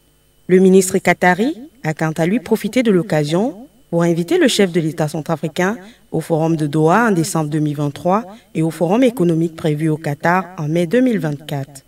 Outre ces audiences, le président centrafricain a également rencontré son homologue de la Confédération suisse, M. Alain Berset, avec qui le renforcement de la coopération bilatérale entre les deux pays a été évoqué. En visite en Côte d'Ivoire, le président congolais Denis Sassou Nguesso a été intronisé chef traditionnel à Tcham du nom de Sagou. Eh bien, c'était à l'issue d'une cérémonie durant laquelle il a également été relevé au rang de citoyen d'honneur de la ville d'Abidjan pour son engagement de réunir les pays sahariens et bien sûr sa coopération avec les Côtes d'Ivoire. Retour donc sur les temps forts de cette cérémonie, riche en couleurs et surtout riche en émotions dans ce reportage que vous nous proposez, Hassan Zili. Le président congolais Denis Sassou Nguesso intègre désormais la grande famille Akado et la génération Nyando, ainsi que la catégorie Domba. C'est à l'issue d'une cérémonie organisée le 13 juin 2023 à l'hôtel du district d'Abidjan, en présence de la ministre des Affaires étrangères Kandia Camara, du représentant du président de la République de Côte d'Ivoire, des ministres, des maires et des chefs religieux et traditionnels, que le dirigeant congolais a été intronisé en tant que chef traditionnel à Champ du nom de Sagou. Outre cette intronisation, le chef de l'État congolais, lors de cette cérémonie, s'est vu offert les clés de la ville d'Abidjan et a été élevé au rang de citoyen d'honneur pour son engagement à réunir les pays sahariens et sa coopération avec la Côte d'Ivoire. Saluant les valeurs d'engagement, de courage et le leadership du président Denis Sassou Nguesso, qui sont selon lui une chance pour l'Afrique, le gouverneur du district autonome d'Abidjan, Robert Benyemambe, a souligné que cette cérémonie est une célébration des liens de fraternité et de la coopération entre la Côte d'Ivoire et le Congo.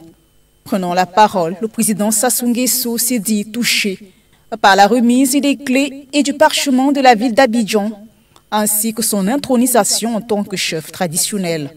Monsieur le ministre-gouverneur, je voudrais de tout cœur vous dire merci pour les aimables paroles, pour tous ces témoignages de sympathie que je viens d'entendre et dans lesquels j'ai senti tant d'amitié et tant d'affection. J'accepte avec bonheur les clés de la ville et le parchemin du citoyen d'honneur, deux merveilles symboliques avec lesquelles vous avez tenu à m'honorer ce jour. Je les considère comme un hommage rendu au peuple congolais tout entier. Dans mon cœur, et demeureront à jamais le meilleur gage de votre amitié et le plus beau témoignage de votre fraternité. Organisée du 12 au 13 juin, la visite en Côte d'Ivoire de Denis Sassou Nguesso vise à renforcer les liens de coopération entre la République du Congo et la Côte d'Ivoire. Et toujours avec vous, Assem Zéli, nous nous dirigeons du côté de l'Afrique du Sud où un projet de loi visant à instaurer une couverture santé universelle en Afrique du Sud a justement été adopté le 13 juin 2023 à l'Assemblée nationale après moult débats. Alors, si elle est adoptée, notons que cette loi permettra à tous les Sud-Africains d'avoir accès aux mêmes hôpitaux privés ou publics sans qu'il n'y ait plus à payer. Avec vous, nous prenons plus de détails. Les députés sud-africains ont voté en faveur du projet de loi pour une couverture santé universelle. Le texte doit encore passer devant la Chambre haute du Parlement, le Conseil national des provinces. Le ministre de la Santé, Joe Fala, a salué une étape historique pour le projet de loi en élaboration depuis 12 ans, estimant qu'il s'agissait d'un des textes législatifs les plus révolutionnaires depuis la fin de l'apartheid il y a une trentaine d'années. Les hôpitaux publics sud-africains sont souvent surpeuplés et en manque de moyens ou de personnel. Les plus privilégiés se tournent vers le secteur privé. Cette couverture santé universelle, selon les assurances données par le ministre de la Santé, offrira un système de soins de santé équitable, accessible, abordable et solide. Et la loi garantira à tous les Sud-Africains l'accès à la même clinique ou au même hôpital public ou privé, près de leur lieu de résidence ou de travail, sans qu'ils aient à payer, car le gouvernement payera. Selon le texte, les tarifs seront fixés par l'État et la création d'enfants financés par les impôts et les cotisations. L'Alliance démocratique, qui voit d'un mauvais œil cette initiative, a prévenu le gouvernement en précisant que si la loi était promulguée, 9 millions sur 60 millions de Sud-Africains qui ont une assurance médicale devront être pris en charge par un système de santé publique déjà surchargé, ce qui peut entraîner un exode massif des professionnels de santé. Pour le principal parti d'opposition, la présentation du texte était une manœuvre de l'ANC au pouvoir avant les élections générales l'an prochain.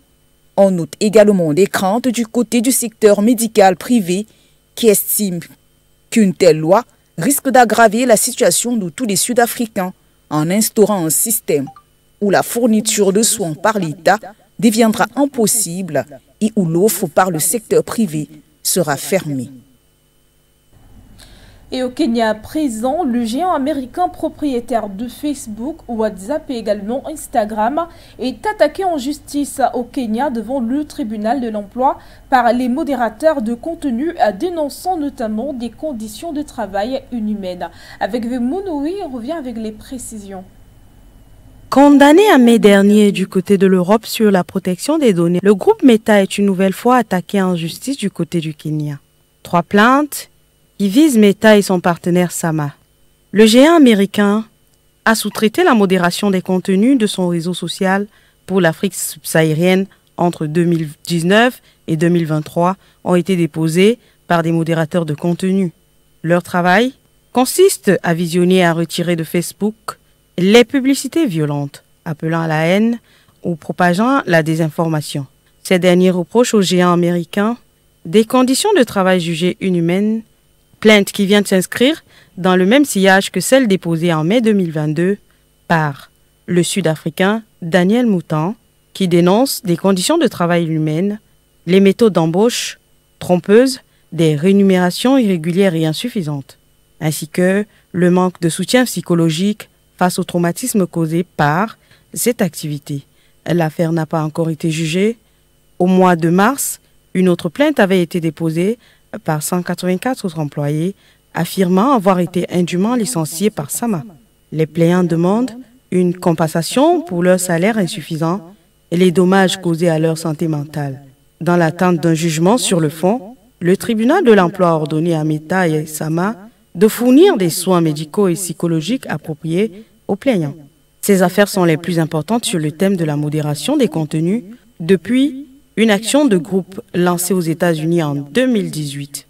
Les plaintes de Nairobi visent à dénoncer un système de sous-traitance qui, selon ses détracteurs, est utilisé par Meta pour tenter d'échapper à sa responsabilité.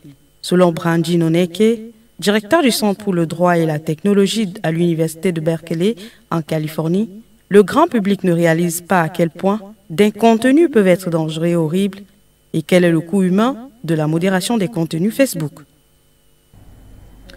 Et de l'autre côté du monde, à présent avec vous, Sike Doumbé, l'ancien président américain Donald Trump, poursuivi pour sa gestion négligente de secret d'État. Après, bien sûr, son départ de la Maison-Blanche a qualifié mardi d'abus de pouvoir odieux son inculpation devant un tribunal fédéral du côté de Miami. Avec vous dans ce reportage, on revient pour plus de précisions. L'ancien président américain Donald Trump a accusé son successeur démocrate Joe Biden d'être corrompu et de s'en prendre à son principal adversaire. Selon lui, c'est une persécution politique digne des régimes fascistes ou communistes. Quelques heures plus tôt, à Miami, l'ancien président septuagénaire avait plaidé non coupable des charges à son encontre, ouvrant la voie à un procès historique et potentiellement très dommageable pour sa campagne pour la présidentielle américaine de 2024. On note que M. Trump est accusé d'avoir mis la sécurité des États-Unis en péril en conservant ses documents confidentiels, dont des plans militaires ou des informations sur des armes nucléaires, dans des toilettes ou débarras de sa résidence de luxe. Il lui est également reproché d'avoir refusé de restituer ces documents malgré des injonctions judiciaires, ce qui lui vaut d'être inculpé pour rétention illégale d'informations portant sur la sécurité nationale, mais aussi entrave à la justice et faux témoignages. On rappelle que c'est la première fois qu'un ancien président américain est inculpé au niveau fédéral, un événement qui fait l'objet d'une attention médiatique vertigineuse. Aux États-Unis, une loi oblige les présidents à transmettre tous leurs emails, lettres et autres documents de travail aux archives nationales. Une autre interdit de conserver des secrets d'État dans des lieux non autorisés et non sécurisés. Et pour sortir de cette édition d'information, mesdames et messieurs, nous parlons sport. Eh bien, ils ne sont plus loin de la phase finale de la Coupe d'Afrique des Nations prévue du côté de la Côte d'Ivoire. Les Fauves du Centrafrique joueront donc samedi leur match définitif. Mais déjà, c'est la mobilisation totale du côté des supporters.